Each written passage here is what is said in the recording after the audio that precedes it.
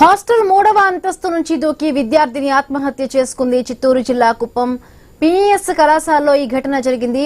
బేవనపల్లి గ్రామానికి చెందిన విద్యార్థినిగా గుర్తించారు. ఆమె బీఎస్సీ నర్సింగ్ సెకండ్ ఇయర్ చదువుతోంది.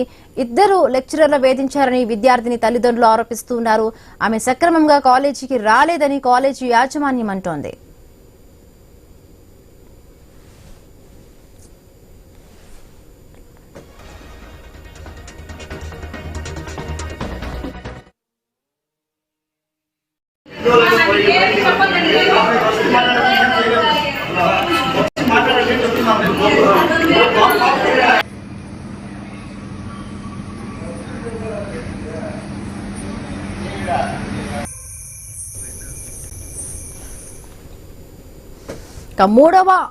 హాస్టల్ 3వ అంతస్తు నుంచి విద్యార్థిని దూకి ఆత్మహత్య చేసుకుంది. కుప్పం పిఎస్ కళాశాలలో ఈ ఘటన జరిగింది. రైట్ మరిన్ని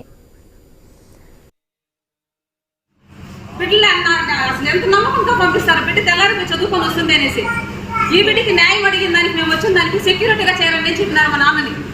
ఈ బిడ్డ చనిపోతే వీళ్ళ అమ్మ చనిపోతే డెడ్ బాడీ ఎత్తుకోపోయేటప్పుడు ఎత్తుకొని ఫస్ట్ ఎత్తుకొని పోయి నుంచి బయట తోలేసినారు.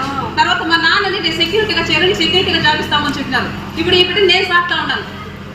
ఎట్లుంటుంది చెప్పండి సార్. ఈ పొజిషన్ లో మా నాన్నకి వేరే ఏజ్ అయిపోయింది, బీపీ షుగర్ ఉంది. ఎట్లుంటుంది చెప్పండి. ఆ తండ్రి ఏం కావాలో చెప్పండి. నేను నిజంగానే మా ఫ్యామిలీలో ఎంతమంది ఉన్నారు అంతమందిని పిలుచుకొని వచ్చి ఈ రోజు కాకపోయినా ఎవరు లేని టైంలో చూసేసి నేను పెట్రోల్ పోసుకొని నేను చనిపోతాను. నిజంగా చెప్తా ఉన్నాను నేను. ఎందుకంటే నాకు న్యాయం జరగాల. ముందు చనిపోయిండే వాళ్ళ ఆ పాప కూడా న్యాయం జరగాల. ఎందుకు ప్రతి బిడ్డకి జరుగుతా ఉందంటే నమ్మకంతో పంపిస్తా ఉన్నారు. బిడ్డల్ని జరుగుతా ఉందంటే ఇంకొస్తారా కాలేజీకి. వాళ్ళ పిల్లలు అడిగితే వాళ్ళు భయంతో ఎందుకు చెప్తారు. హాస్టల్ 3వ అంతస్తు నుంచి విద్యార్థిని దూకి ఆత్మహత్య చేసుకుంది. ఈ ఘటన కుప్పం పిఎస్ కళాశాలలో జరిగింది. రైట్ మరిన్ని పూర్తి అప్డేట్స్ మా కరెస్పాండెంట్ గోపీనాథ్ అందిస్తారు. గోపీనాథ్.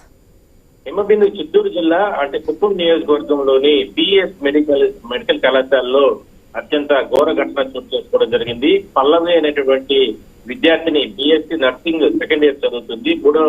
హాస్టల్లో 3వ అంతస్తు నుంచి కూడా నిన్న సాయంత్రం దూకి ఆత్మహత్య ప్రయత్నం చేయడం జరిగింది. అయితే సంబంధించినటువంటి స్టాఫ్ అదేవిధంగానే కొంతమంది విద్యార్థులు వెంటనే స్థానికంగా ఉన్నటువంటి ప్రభుత్వ ఆసుపత్రి తరలించినప్పటికీ కూడా రాత్రి చికిత్స పొందుతూ కూడా చనిపోవడం జరిగింది.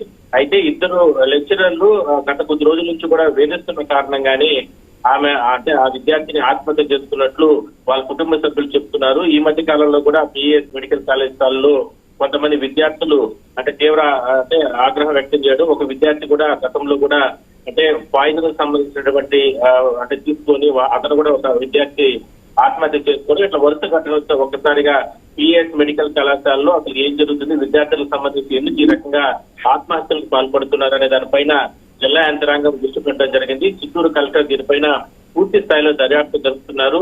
విద్యాశాఖ అధికారులు వెంటనే పిఎస్ మెడికల్ కళాశాలకు పంపడం జరిగింది. ప్రస్తుతానికి ఇవాళ విద్యార్థులతో అందరితో కూడా అధికారులందరూ కూడా మాట్లాడే అవకాశం అయితే ఉంది.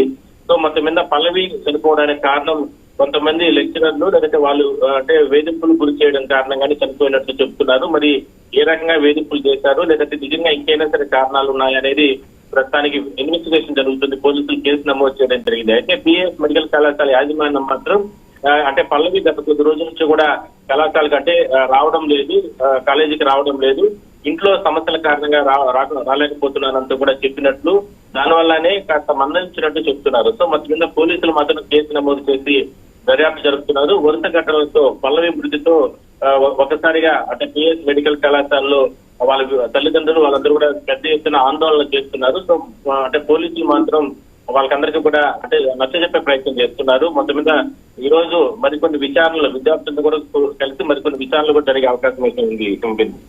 Right, thank you Gopinath. Thanks for the updates.